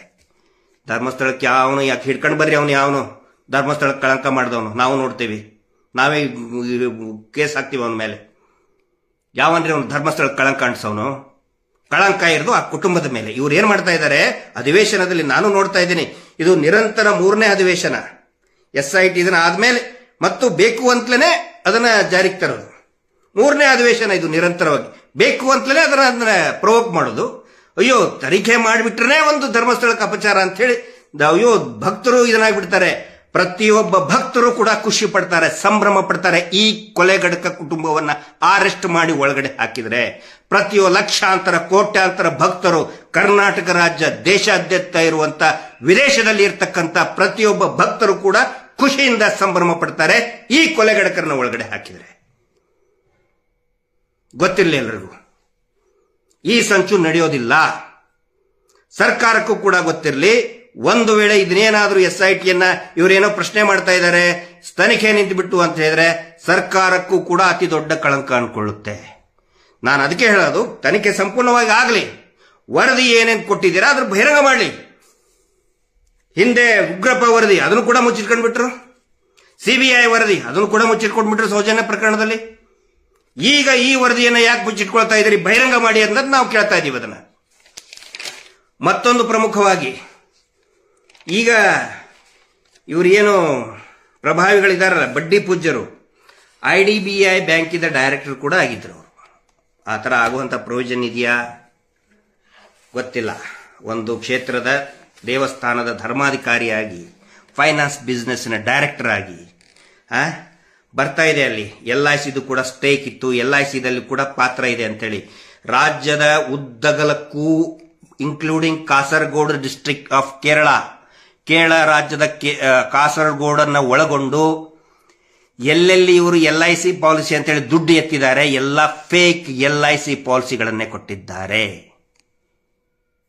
ಆ ನಂತರ ಪ್ರೈವೇಟ್ LICಗಳನ್ನ SBIನಿಂದ ಏನು LIC ಮಾಡಿಸಿದೀವಿ ಎಲ್ಲವೂ ಕೂಡ ಫೇಕ್, ದೊಡ್ಡ ಗೋಲ್ಮಾಲ್. ಇವರೇ ಡೈರೆಕ್ಟರ್ ಆದಂಥವ್ರು. ಬಡ್ಡಿ ಪೂಜ್ಯರೇ. ಈಗ ಒಂದೊಂದಾಗಿ ಹೊರಗಡೆ ಬರ್ತಾ ಇದೆ. ನಾವು ಸುಮ್ಮನೆ ಕುತ್ಕೊಳ್ಳಲ್ಲ, ಎಲ್ಲ ಹೊರಗಡೆ ತೆಗಿತಾ ಇದ್ದೀವಿ. LIC ಫೇಕ್, ಜನಸಾಮಾನ್ಯರಿಗೆ LIC ಮಾಡಿಸಿದ್ದೀನಿ, ಇನ್ಶೂರೆನ್ಸ್ ಮಾಡಿಸಿದ್ದೀನಿ ಅಂತ ಹೇಳಿ ರಕ್ತ ಹೀರದಂಗೆ ಅವ್ರ ಕಡೆ ಅಂತ ದುಡ್ಡು ವಸೂಲಿ ಮಾಡಿ ಮಾಡಿ ಯಾವನಿಗೂ LIC ಮಾಡಿಸೇ ಇಲ್ಲ. ಕೊಟ್ಟರು ಕೂಡ ಕೊಟ್ಟಿ LICಯನ್ನೇ ಕೊಟ್ಟಿದ್ದಾರೆ. ಕೊಟ್ಟಿ ಫೇಕ್ ಜಾಲಿ ನೋಟ್ ಹೆಂಗಿರ್ತದಲ್ಲ ಹಂಗೆ ಜಾಲಿ LIC ಕೊಟ್ಟಿದ್ದಾರೆ. ಎರಡ ಮಾಡಿದ್ದು ಇಂಥವ್ರು. ಅದನ್ನು ಮುಚ್ಚ ಇವರು ಮಾಡೋದು ನಿರಂತರವಾಗಿ ಇದನ್ನೇ ಮಾಡ್ತಾ ಬಂದರು. ಈಗ ಮುಚ್ಚ ಹಾಕೋದಕ್ಕೆ ಶಾಸಕರಂತವ್ರನ್ನ ಅಧಿವೇಶನದಲ್ಲಿ ಮಾತಾಡಿಸಿದ್ಬಿಟ್ರೆ ಇವರು ಪವಿತ್ರರಾಗಿ ಬಿಡ್ಬೇಕು. ಇವರು ಕಳಂಕಿತರಲ್ಲ. ನ್ಯಾಯ ಕೇಳುವವರು ಕಳಂಕಿತರಲ್ಲ. ನ್ಯಾಯ ಕೇಳುವವರು ನಿಜವಾದ ಧರ್ಮ ರಕ್ಷಣೆ ಮಾಡ್ತಾ ಇರುವಂಥವರು, ಕೊಲೆಗಡಕರನ್ನ ರಕ್ಷಣೆ ಮಾಡುವಂಥವರೇ ಕಳಂಕಿತರು. ದೇವಸ್ಥಾನದ ಚುಕ್ಕಾಣಿ ಹಿಡಿದಂತಹ ಕುಟುಂಬದ ಮೇಲೆ ಕಳಂಕ ಇದ್ರೆ ಅದು ದೇವಸ್ಥಾನಕ್ಕೆ ಕಳಂಕ ಖಂಡಿತ ಅಲ್ಲ. ಇದು ಇಷ್ಟು ಬೇಗ ಈ ಏನು ಇದೆ SITನ ನಿಲ್ಲಿಸಬೇಕು ಅಂತ ಪ್ರಯತ್ನ ಮಾಡ್ತಾ ಇದ್ದೀರಲ್ಲ, SIT ನಿಲ್ಲಿಸೋದಕ್ಕೆ ಸಾಧ್ಯ ಇಲ್ಲ. ನಾವು ಬಿಡೋದಿಲ್ಲ. ನ್ಯಾಯ ಸಿಗುವವರೆಗೆ ನಾವು ಕೂಡ ಸುಮ್ಮನೆ ಕುತ್ಕೊಳ್ಳೋದಿಲ್ಲ. ಏನು ಮಾಡಿದ್ರಿ ಇವರು? TV ಚಾನೆಲ್ನಲ್ಲಿ ನಮ್ಮ ಬಗ್ಗೆ ಕೆಟ್ಟದಾಗಿ ಬೈದು ಬಿಟ್ರೆ ಮಾನ ಮರ್ಯಾದೆಗೋಸ್ಕರ ಇವರು ಆದರೂ ಹಂಚ್ಕೊಂಡು ಹೆದರ್ಕೊಂಡು ಸುಮ್ಮನೆ ಆಗಿಬಿಡ್ತಾರೆ. ಸುರೇಶ್ ಕುಮಾರ್ ಅವರಿಗೆ ಗೊತ್ತಿರಲಿ, ನಾವು ಕೂಡ ಚರ್ಮ ದಪ್ಪು ಮಾಡ್ಕೊಂಡೇ ಹೋರಾಟಕ್ಕಿಳಿದಿದ್ದೀವಿ. ಥಿಕ್ ಸ್ಕಿನ್ಡ್ ಬಫೆಲೋ ಆಗಿನೇ ನಾವು ಹೋರಾಟಕ್ಕಿಳಿದಿದ್ದೀವಿ. ನಿಮ್ಮಂಥವರು ಏನೇನು TV ಚಾನೆಲ್ನಲ್ಲಿ ಅದು ಇದು ಪೇಡ್ ನಕಲಿ ಪತ್ರಕರ್ತರನ್ನ ನೋಡ್ರಿ, ಆ TV ಚಾನೆಲ್ಗಳೇ ಮುಚ್ಚಿ ಹೋಗ್ತಾ ಇದೆ ಈಗ. ಸೌಜನ್ಯ ಹೋರಾಟದ ವಿರುದ್ಧ ಮಾತಾಡಿದಂತಹ TV ಚಾನೆಲ್ಗಳೇ ಇವತ್ತು ಮುಚ್ಚಿ ಹೋಗುವಂತ ಏನು ಸಂಪಾದನೆ ಮಾಡಿದಂತಹ ಸಂಪಾದಕಿಯರನ್ನೇ ಹೊರದಬ್ಬಿದ್ದಾರೆ.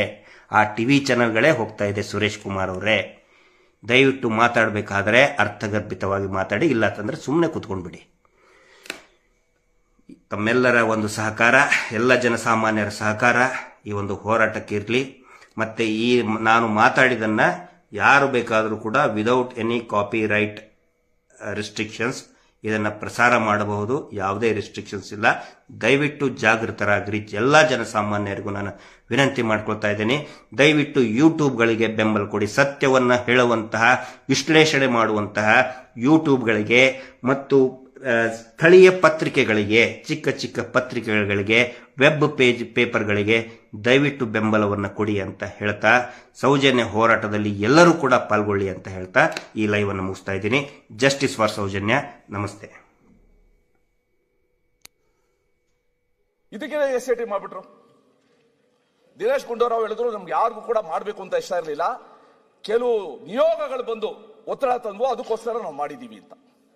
Fine, fair enough, V welcome it. ಆಯ್ತು, ಸತ್ಯಾಂಶ ಬರಲಿ ಅಂತ. ಅವರು ಆಫೀಸರು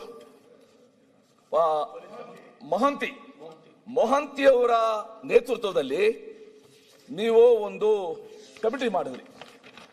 ಆ ಕಮಿಟಿನಲ್ಲಿ DGP ಪ್ರಣಬ್ ಮೊಹಂತಿ, ಪೊಲೀಸ್ ಮಹಾನಿರ್ದೇಶಕರು ಆಂತರಿಕ ಭದ್ರತಾ ವಿಭಾಗ SIT ಮುಖ್ಯಸ್ಥ DIG MN ಅನುಚೇತ್, ಪೊಲೀಸ್ ಉಪಮಹಾ ನಿರೀಕ್ಷಕರು DIG ಅವರು ಅದರಿಂದ ಆಚೆ ಬಂದರು. ಸೌಮ್ಯಲತಾ SK IPS ಅಧಿಕಾರಿ, ನಗರ ಸಶಸ್ತ್ರ ಪಡೆ ಕೇಂದ್ರ ಕಚೇರಿ, ಅದರಿಂದ ಅವರು ಆಚೆ ಬಂದರು. SIT ಯಾಕೆ ರಚಿಸಿರುವುದು? ಹಲವು ವರ್ಷಗಳಿಂದ ವರದಿಯಾಗಿರುವ ಅನುಮಾನಾಸ್ಪದ ಸಾವುಗಳ ಆರೋಪಗಳು, ಸ್ಥಳೀಯ ಪೊಲೀಸರಿಂದ ಪ್ರಕರಣಗಳನ್ನು ಮುಚ್ಚಿ ಹಾಕಲಾಗಿದೆ ಅಥವಾ ಸರಿಯಾದ ತನಿಖೆ ನಡೆದಿಲ್ಲ ಎಂಬ ಆರೋಪ, ಸಾರ್ವಜನಿಕ ಹಿತಾಸಕ್ತಿ ಅರ್ಜಿಗಳು ಮತ್ತು ಸಾಮಾಜಿಕ ಕಾರ್ಯಕರ್ತರ ಒತ್ತಾಯ, ಆ ಪ್ರದೇಶದಲ್ಲಿ ಒಂದು ಸಂಸ್ಥೆಯ, ಒಂದು ಇನ್ಸ್ಟಿಟ್ಯೂಷನ್ ಪ್ರಭಾವ ಇದೆ ಎಂಬ ರಾಜಕೀಯ ಒತ್ತಡ, ಈ ರೀತಿ ಮಾಡಿ ಒಂದು ಎನ್ಕ್ವೈರಿ ಕಮಿಷನ್ ಮಾಡುವುದು. ನಮಗೂ ಕೂಡ ಆಯ್ತು, ಮಾಡಲಿ, ಒಂದು ಸತ್ಯಾಸತ್ಯತೆ ನಾವೆಲ್ಲೂ ಕೂಡ ವಿರೋಧಿಸಲಿಲ್ಲ.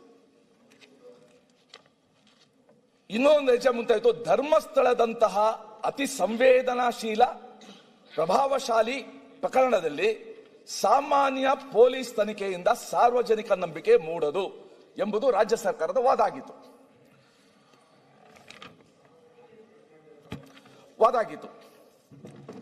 ಈಗ SIT ಏನು ಸ್ಟೇಟಸ್? 1 ವರ್ಷ ನಾವು ಅವತ್ತೇ ಕೇಳ್ಕೊಂಡ್ವು ನಾವು ಈ ಹೌಸಲ್ಲಿ, ನೀವು ಇಂಟರಿಮ್ ರಿಪೋರ್ಟ್ ಇಡಿ ಅಂತ ನಾವು ಪರಿಪರಿಯಾಗಿ ನಾವು ಕೇಳ್ಕೊಂಡು, ಬಟ್ ದಿ ಗವರ್ಮೆಂಟ್ ರೆಫ್ಯೂಸ್ಡ್. ಇಲ್ಲ, ಮೈನ್ ಬರಲಿ, ಮೈನ್ ರಿಪೋರ್ಟೇ ಬರಲಿ ಅಂತ.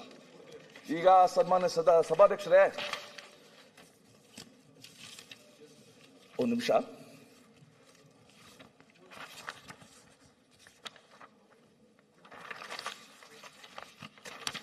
ಈಗ ಧರ್ಮಸ್ಥಳದ ಬಗ್ಗೆ SIT ಆಯಿತು, ಅದ್ಯಾರೋ ಮುಸುಕುದಾರಿ ಬುರುಡೆ, ಅದೊಂದು ದೊಡ್ಡ ರಾಮಾಯಣ. ಅದು ಅವ್ರನ್ನೇನೋ ಅರೆಸ್ಟ್ ಮಾಡಿದ್ರು, ಅವ್ರನ್ನ ಬಿಟ್ರು, ಗಡಿಪಾರು ಮಾಡಿದ್ರು, ಬಿಟ್ರು, ಅದೇನೋ ನಡೀತಾ ಇದೆ. ಅವೆಲ್ಲ ಪೇಪರ್ ಓದ್ತಾ ಇದೀವಿ.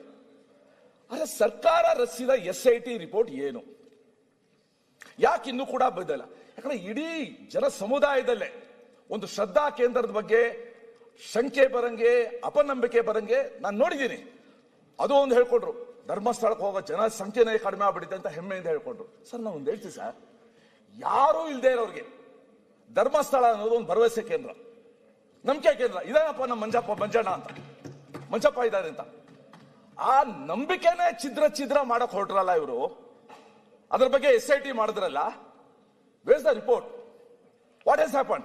ಇನ್ನೂ ಕೂಡ ಧರ್ಮಸ್ಥಳ ಕಳಂಕ ಎತ್ಕೊಂಡೆ ಓಡಾಡ್ಬೇಕಾ?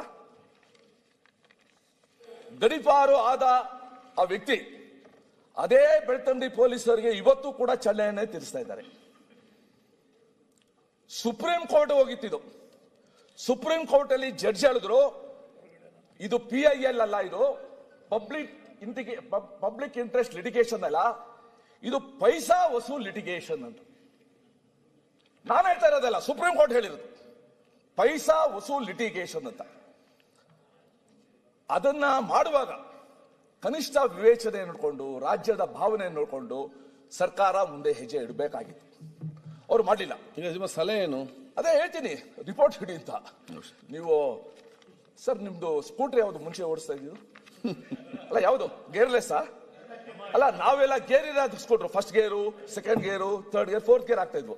ನೀವು ಗೇರ್ಲೆಸ್ ಅಂತ ಕಾಡ್ತೀವಿ. ಇಲ್ಲ, ಆಗ ನಾವು ಗೇರ್ ಇದ್ದದ್ದೇ, ಮತ್ತೆ ಗೇರ್ಲೆಸ್ ಬಂದದ್ದು. ಓಕೆ. ಸೊ ಈಗ ನಾನು ಹೇಳೋದು, though the High Court has told to continue the investigation, no accused is interrogated or taken into custody till today. All are roaming freely, filing PILs and talking to the social media. Sir, ಇವತ್ತು ನಾನು ಪ್ರಿಯಾಂಕ್ ಖರ್ಗೆ ಅವರು ಇದ್ದಾರೆ, ನಾನು IT. Australia has taken A very serious decision. 16 ವರ್ಷದ ಮಕ್ಕಳು ಏನಿದ್ದಾರೆ, 16 ವರ್ಷದವರೆಗೂ ಅವ್ರಿಗೆ ಸೋಷಿಯಲ್ ಮೀಡಿಯಾ ಎಕ್ಸ್ಪೋಜರ್ ಬೇಡ ಅಂತ. ಯಾಕಂದ್ರೆ ಬಹಳ ಅಪಾಯಕಾರಿ. ಇವತ್ತು ನಿನ್ನೆ ನಮ್ದೇನು ರಿಪೋರ್ಟ್ ಲೋಕಸಭೆಯಲ್ಲಿ ಸಬ್ಮಿಟ್ ಮಾಡಿದ್ದಾರೆ, ಅವರು ಕೂಡ ಈ ಸೋಷಿಯಲ್ ಮೀಡಿಯಾದು ಪ್ರೀಮೆಚ್ಯೂರ್ ಎಕ್ಸ್ಪೋಜರ್ ಇಂದ ಇಡೀ ಆ ಮಕ್ಕಳು ನಾವು ಹ್ಯಾಕ್ ಕಳ್ಕೊಳ್ತಾ ಇದ್ದೀವಿ. ಇನ್ಫ್ಯಾಕ್ಟ್ ವಯಸ್ಸಿಗೆ ಬರಕ್ಕಿಂತ ಮುಂಚೆನೆ ಪೋರ್ನ್ಗೆ ಇಂಟ್ರೊಡ್ಯೂಸ್ ಆಗ್ತಾ ಇದ್ದಾರೆ ಅವರು. ಇದು ಬಹಳ ಗಂಭೀರವಾದ ವಿಚಾರ. ಅದಕ್ಕೋಸ್ಕರ ಈ ಸೋಷಿಯಲ್ ಮೀಡಿಯಾ ಬಗ್ಗೆ ನಮ್ಮ ರಾಜ್ಯದಲ್ಲೂ ಕೂಡ, ಗೋವಾದಲ್ಲಿ ಟೇಕನ್ ಎ ಡಿಸಿಷನ್. ಒಂದು ಯಾವ್ದಾದ್ರು ಒಂದು ವಯಸ್ಸು ಒಳಗಡೆ ನಾವೇನಾದ್ರೂ ಕೂಡ ಕಂಟ್ರೋಲು, ನಿಯಂತ್ರಣ ಮಾಡೋಕ್ಕಾಗೋದಿಲ್ಲ. We should take some measure. ಇಲ್ಲೇ ಇದ್ರೆ ನಮ್ಮ ಶಾಲೆಗಳ ಪರಿಸ್ಥಿತಿ, ಮನೆಯಲ್ಲಿ ಆ ಕುಟುಂಬದ ಪರಿಸ್ಥಿತಿ ಏನಾಗುತ್ತೋ ನನಗೆ ಗೊತ್ತಿಲ್ಲ. ಸೊ ಈ ದೃಷ್ಟಿಯಿಂದ ಇವತ್ತು ಅವರು ಸೋಷಿಯಲ್ ಮೀಡಿಯಾ ಮುಖಾಂತರ ಕ್ಯಾಂಪೇನ್ ಮುಂದುವರಿಸಿದ್ದಾರೆ. Sir, if I may sir, ಸಾಹೇಬ್ರು ಹೇಳ್ತಾ ಇರೋದು ಬಹಳ ಗಂಭೀರವಾದ ವಿಚಾರ. Finland also has taken an action. Sir, UK is